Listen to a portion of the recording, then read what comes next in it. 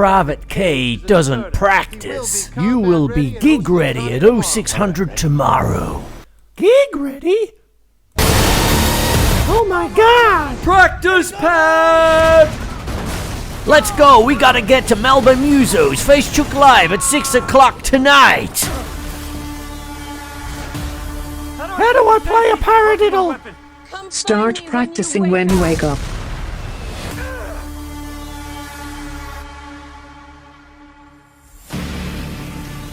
Excuse me, do you have my drum books? Who told you to finish drum practice? You did! I live the same day over and over again. Practice, practice, practice! You do know what's happening to me and my paradiddles, don't you? Paradiddle practice have the power to reset your day. But how do I control it? You have to practice, you lazy bastard. Have any of you seen me practice before? No, that's why you are shithouse. You can't make me practice, I'm good enough as I am. If you bring your drumsticks here, I'll teach you. Your drumstick's broken. No, I can fix it up with a bit of gaffer. Another 30 minutes. Oh, come on!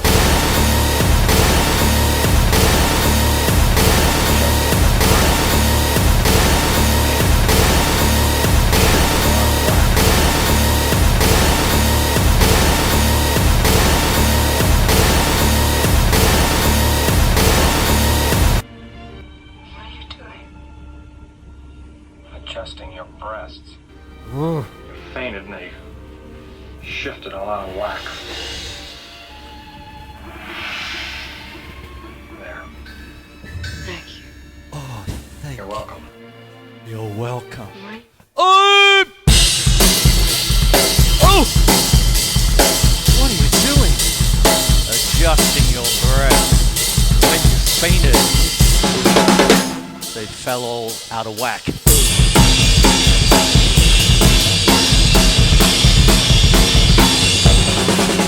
Hello, how are you? My name's Chris Quinlan. Welcome to Melbourne Musos. Facechook live. Oh, Steve Martin and Rachel Ward in Dead Men Don't Wear Plaid. I love that show. Oh, so what it is Melbourne Musos Facechook live on a miserable Friday night. It's all raining. Oh, terrible.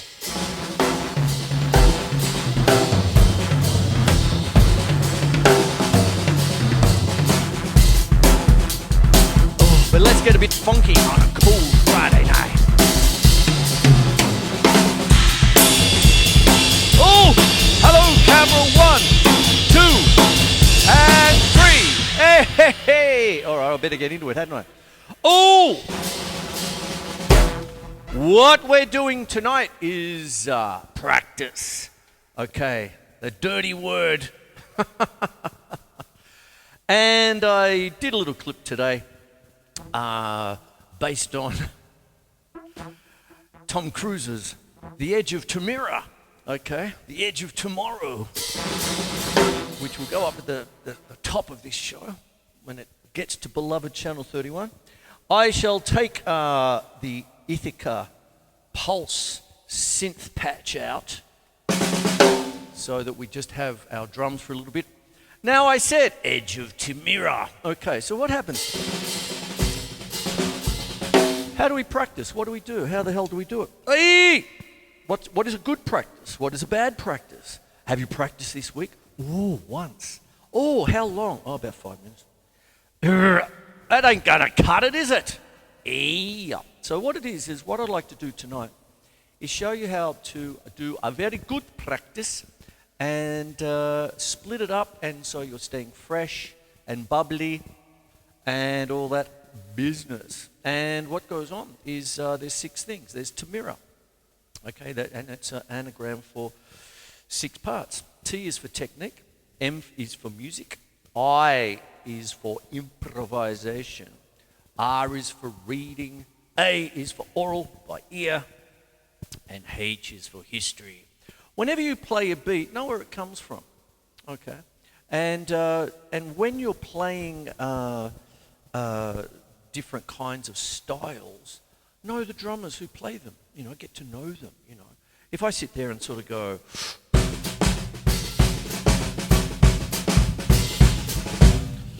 first thing I think of is Zigaboo Modelista from the Meters and Hey Pocky Away, that kind of thing. He's probably you're all more famous, or his tune is more, Lips, Sissy Strut is probably the more famous tune because it's still in the Year 12 syllabus and things like that.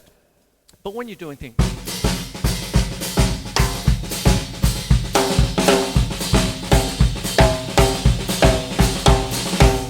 and he was always big on his New Orleans style, and that still is, he's still with us. And that's what goes on. But let me talk about technique a little bit, and for this I'm going to go to mallets a little bit there to give you an idea so I can talk over the top and do different things. Now when we're talking technique, one of the things you want to know really is the, of course, the three basic rudiments where you have a single stroke roll, double stroke roll, and a paramadoodle, of course, and all that. Now, for those who haven't already tuned out, oh bloody hell, he's crapping on about paradiddles again. Bloody hell, what it is that there's a kind of a style to it, you see. One of the things that you can also add to that is the work of working one-handed. Okay, Billy Gladstone was big on this. I like my continuity. Working one hand at a time. 1, 2, 3, 4. 1, 2, 3, 4. 1, 2, 3, 4. 1, 2, 3. Just warm up. Let it bounce. Get all loosey-goosey. Just get it all happening. Put it around the drums. One of the things to keep interest, practice pad is over there, my beloved practice pad. But I've got to tell you, I use it more like a desk these days. The reason being is so many students out there, and we teachers as well, I've got 2 packed up in the other room, is the electronic drum kit. So the kids are always playing on pads of some kind. So just, away you go, that sort of stuff, have a crack. But when you get onto the acoustic kit, use it. Get to know the touch. That's one of the things about the practice pad, is that you can bash the bejesus out of it and all that sort of stuff, and then wonder why everyone's going, when you get on the real thing, that kind of thing. It's a big thing about touch. I talk about it all the time. And one of the things that I do is talk about a stick, or in this case a mallet, like your typical volume control on a phone. 1, 2, 3, 4, 5, 6, 7, 8, 9, 10. And when you're actually playing, you don't want to sort of just go, time to eat, that kind of thing. You want to really utilize the bounce of a stick. So, that kind of thing. So for that, I'll quickly go back to sticks again. For that, and when I'm talking about things like utilizing the kit whenever you can, I tend to use the hi-hat as a practice pad these days. Just getting all the kids, just playing the drum kit. The drum kit over there on the left is, or the 2 drum kits there, is my teaching station. And the blue kit over there is used to be all meshed up, electronic and all that, hybrid kit. But during COVID, I just put the skins back on and say, just learn to play softly. Hey, that kind of thing.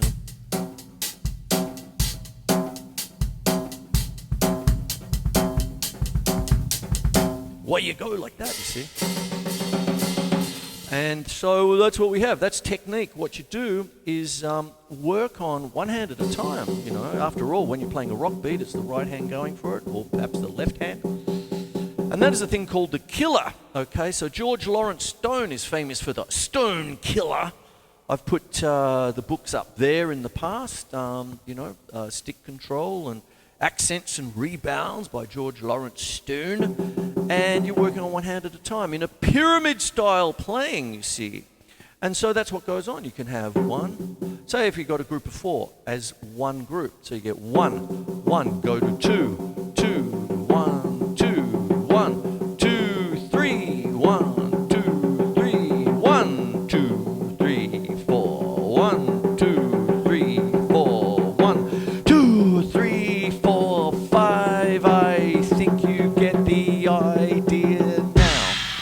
that's what goes on there, you see. And then when you're doing things such as the single stroke roll, start to put in a very light, 4 on the floor. Eventually hi-hat 2 and 4. Make it funky. Double stroke roll and move it around like I was talking about last week.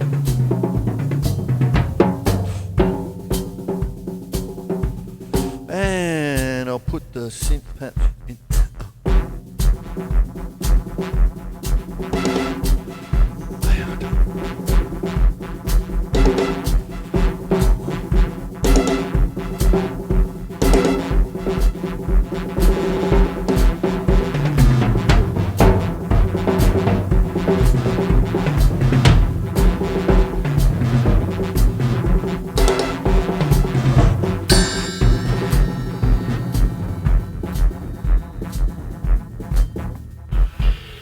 There you go, you see, something like that, get it a bit funky, all that sort of biz. Sometimes what goes on also,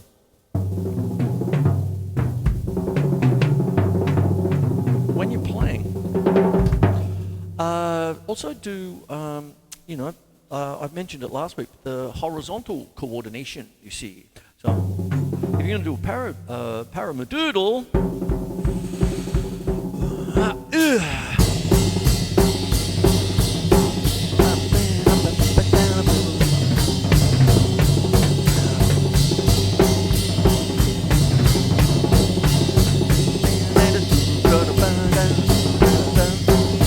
Bradley Rock. Hope you're watching, mate.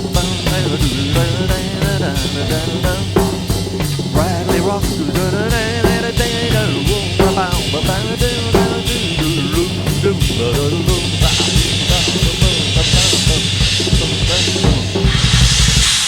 There you go, you see, that's what happens. You can also do little unison, start to bring your feet in it. If you've got a double kick, it doesn't necessarily always have to be metal. If you're doing 2 bass drums or anything like that, you just get a little bit of a unison thing going. So I've got the old boot cam down there.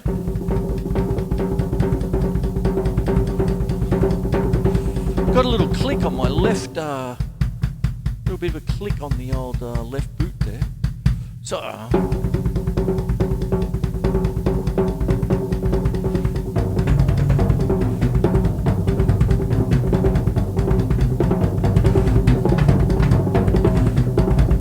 And what you're doing is you're sort of building things up, you see.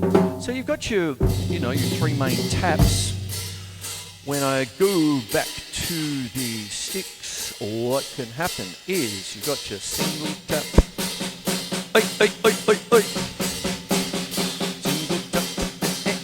tap. Double tap.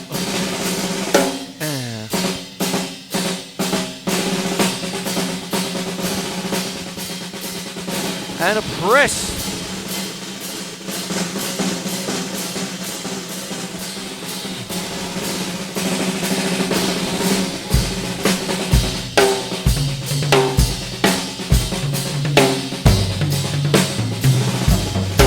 It up. Now when you're starting to do that, you're going into the second little thing, which is music, okay? So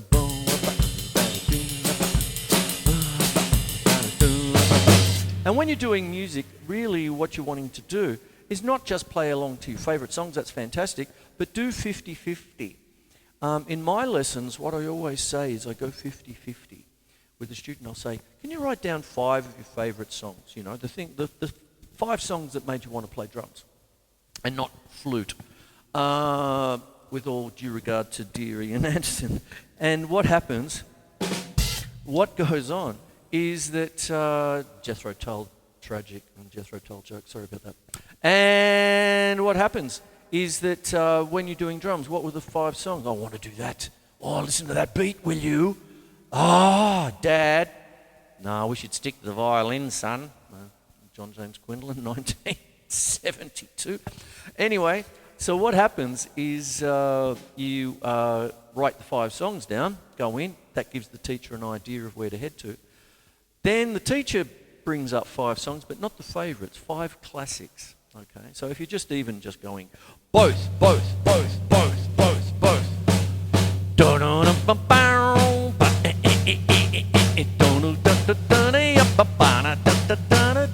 You know, pretty woman. There you go. And work out eventually that it's a soul beat. Work out the difference between a twist beat and a 4 on the floor. If you're going to play lots of 4 on the floor, probably go the old Akadaka greatest hits there. If you're going to go beach blanket bingo with Annette Funicello or whatever it might be, what you want to do is go back to Chubby Checker, who was the original guy that sort of came up with it in the late 50s, and start playing along to all your, Dick Dale and the Deltones with good old Mizzaloo, but you've got to be a bit quick, and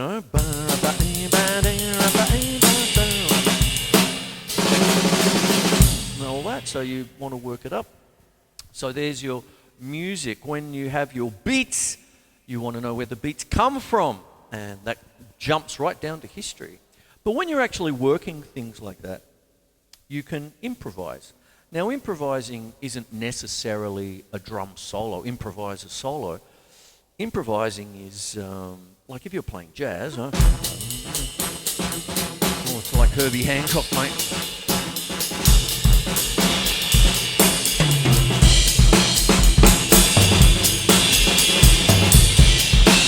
Now I'm improvising.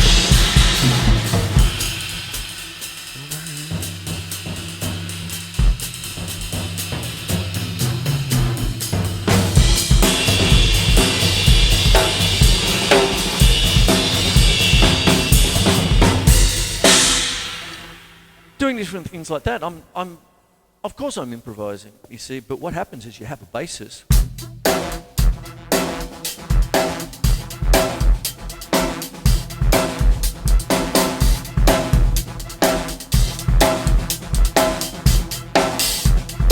Now, can you hear the echo, you see? Now, one of the great things about practicing, or one of the must-do things, is the metronome. And there you go. Hello, little fella. And what you've got to do is, of course, play to the metronome. As soon as you plug a metronome into a recording deck, it becomes a click track. And there you have it. But what happens is sometimes a metronomic beat isn't always necessarily a just click, click, click, click. It can be your favourite song. Play along to your favourite song. Don't worry if there's dynamic rolls going down and up like that. You stick to your beat. And I remember very early on when I first started drum lessons, and one of the things I wanted to do, I had 2 albums that I dearly loved. I had the Who Live at Leeds, and I had Deep Purple's Made in Japan album. And of course it was the early 70s, so it was vinyl, And on side 4 of Deep Purple's Made in Japan, there was Space Truckin'. Dun-dun, dun dun dun dun down, ba-dum, ba-dum, down. And that kept on going, and then they improvised it. The whole side was Space Truckin', but the live version, so they did all the and all this sort of biz, and Richie Blackmore and Ian Gillan trading vocal licks and guitar licks rather than trading blows. How you going, Richie? Well, that is cranky lad. Anyway, great guitarist. And so what happens is that my thing was I just wanted to play a single stroke roll all the way through side 4.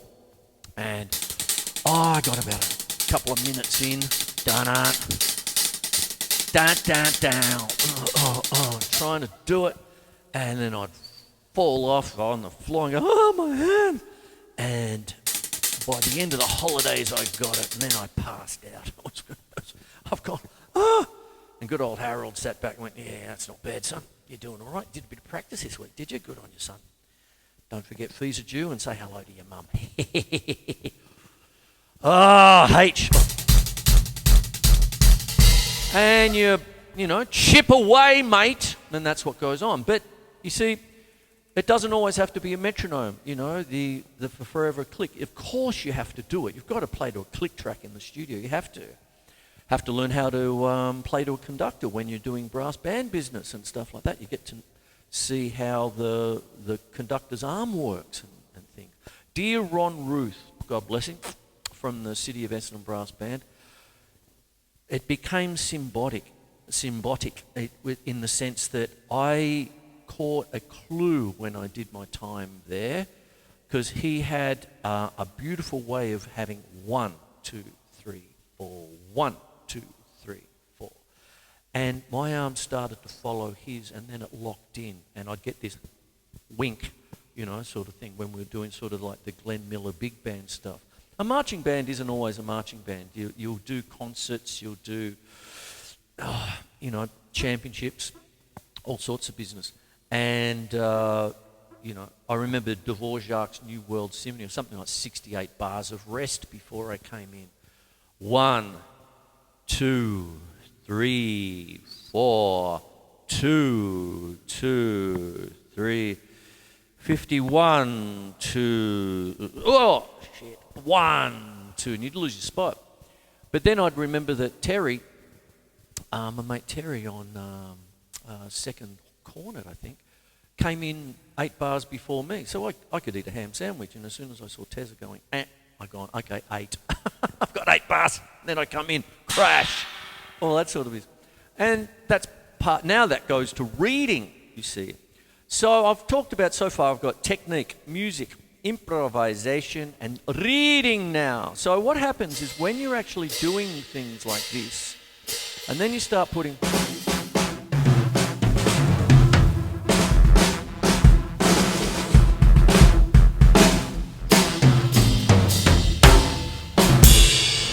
First start of the Black Page by Frank Zappa. When you're reading, always remember that those little beautiful little black dots are tied in with the time signature. Now what happens is when you open any given book, like the real book, you know, sort of thing,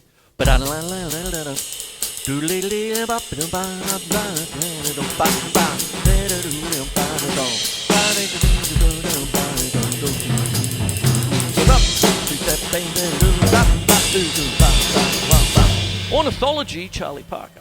And what happens is you can, you know, read the melody, so you get your little hits in. I don't think they really did it with synthesizer patches, but anyway, there you go. Improvising, mate, improvise, that's my way out. So what happens is that when you're doing things like that, there's 2 things I'm talking about.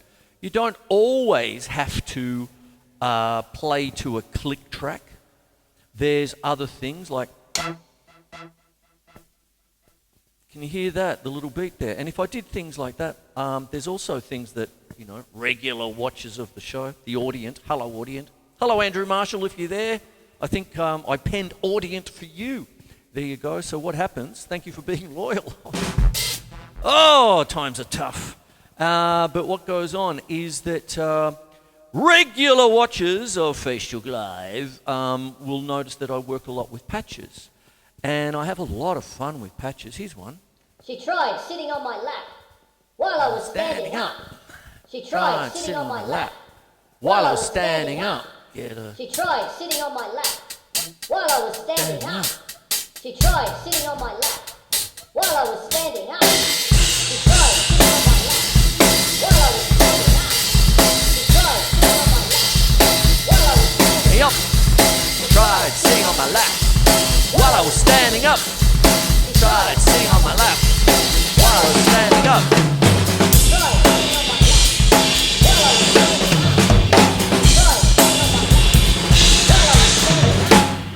Tried sitting on my lap while I was standing up. Quote from The Big Sleep, Humphrey Bogart and Lauren Bacall. Ooh, very lovely. I love those films. There you go. Tried sitting on my lap while I was standing up. there you go. So there it is. Big Sleep, 1946, I believe. Golden years of Hollywood there. All right, so there you go. You can get a metronomic beat from that, and then you can improvise over the top. And then by reading, what happens is when you're looking at all the black dots, all those beautiful black dots, what can happen is that you see them all separate, like letters of an alphabet. But what starts to happen is like a couple of weeks ago, I did a quote from Young Frankenstein, nice grouping. And what happens is you start grouping your notes together, like in semiquavers. So it's tied in with the time signature. So if you've got a time signature 4/4, you would have 1 eana, 2 eana, 3 eana, 4 eana, but you might well have 4 semiquaver groupings. And that goes back to whoop, whoop, whoop, whoop, whoop, whoop. Didn't hurt me! Oh! Thank you very much. You see, what happens is I'm got that kind of bum, ba-da-dum, ba-da-dum, ba-da-dum, ba-da-dum, you know, the old Kate Bush with the running up the hill. And there's semiquaver grouping right there. So it's all brought back, and it's fantastic. Even Ginger, who filled in for me last week, did his Elvis version of Running Up the Hill. Thank you very much. And what goes on with that is that all of a sudden, instead of having to read 16 notes or all combinations of notes and rests and all that, and it's like, oh, perplexing. Who needs it? Oh, you need it.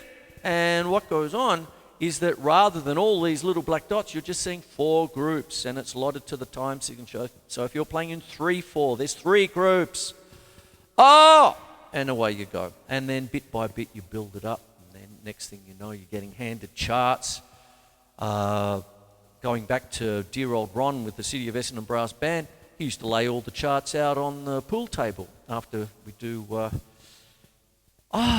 whenever you're playing with people, musicians who have to blow into their instrument to make it work, it is thirsty work. So just make sure you get to the fridge first.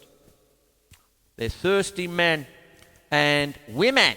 And what happens is that dear old Ron would just put out, there's your drum parts, there's the euphoniums, there's the cornet, second cornet, trombones, and away you go. And we just play the bejesus out of them. It was fantastic. I remember one called Fascinating Drums, which got you a little bit of a drum solo there. It was a bit of a feature, very nice. And what would happen is that you just go in, and at the end of the night, you've played 9 tunes. It was beautiful. And what happens is that, of course, when you're in a rock band situation, you want to try and memorize everything and have that happening. But there's times when, like with the Frank Zappa stuff that I did for 6 long years in the 90s there, I've got the A to Z expanding folder there in behind the bookcase. And I got it down at the end of 6 years, I got it down to needing 4 charts. And one of the charts, funnily enough, was the infamous Black Page, drum solo number 1, and the easy Teenage New York version number 2. But to be honest with you, I studied the hell out of that to the point where my head was permanently pointed at the music stand, but I wasn't even really looking at the notes. It was like muscle memory. So it was really funny that if I was going, and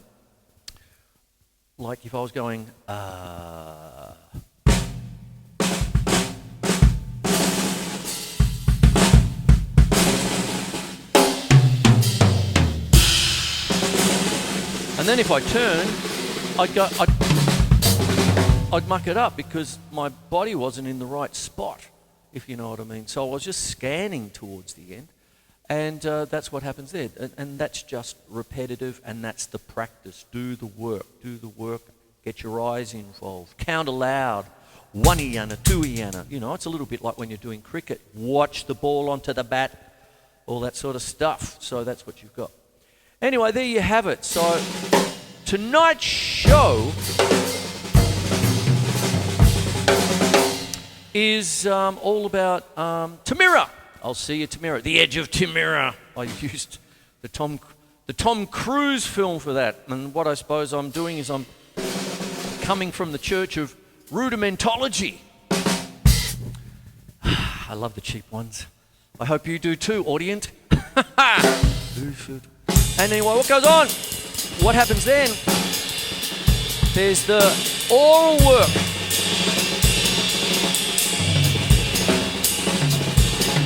Melody. Famous drummer, Melbourne drummer. Alan Vincent Brown. Colleagues, lovely man. He'd always say, Chris, whenever I'm doing a solo, I'm always just singing the melody. Imagine.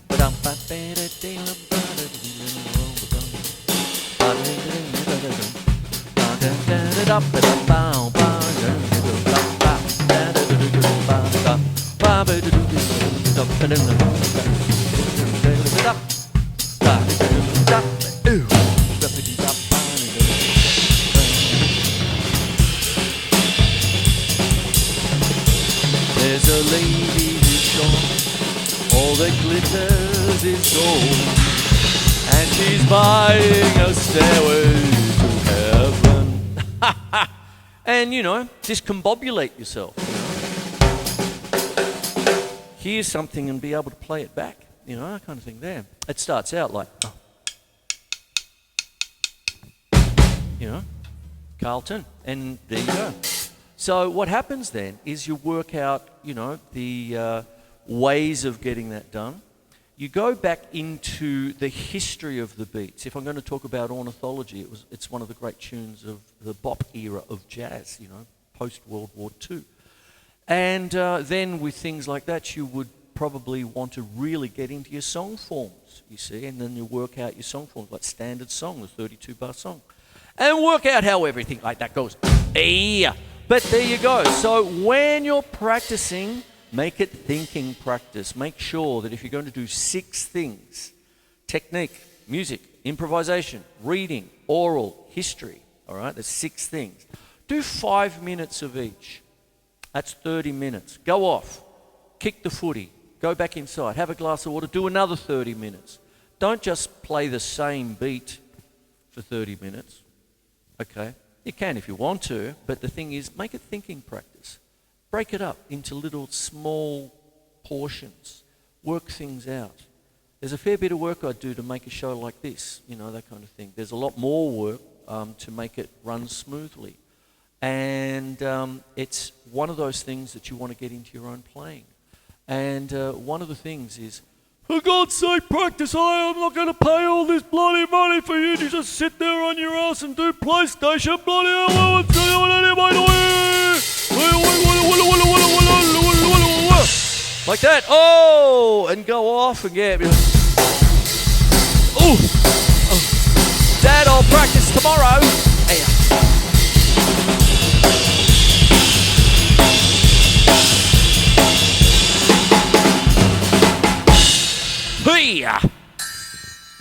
And there you have it. You see, so you work it up so you stay out of trouble, mate.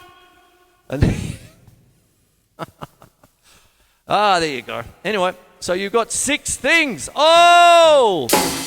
And that's what you have. So what goes on is I'm out of here. I'm going to keep it to time.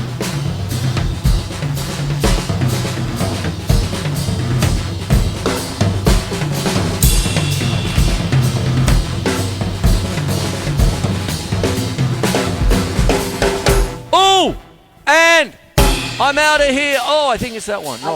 Is it? I could have kissed her with every lip on my face. Oh. I could have kissed her with every lip on my face. Doing? I could have kissed her with every lip on my face. Thanks. Thanks. You're welcome. Oh. I hadn't had my willy adjusted like that in a long time. Especially without having to beg. Good night, everyone. I'll leave you with Steve Martin and Rachel Ward. Aren't they beautiful? Adjusting your willy. Oh, good night. Thanks. You're welcome. I hadn't had my willy adjusted like that in a long time. Especially without having to beg.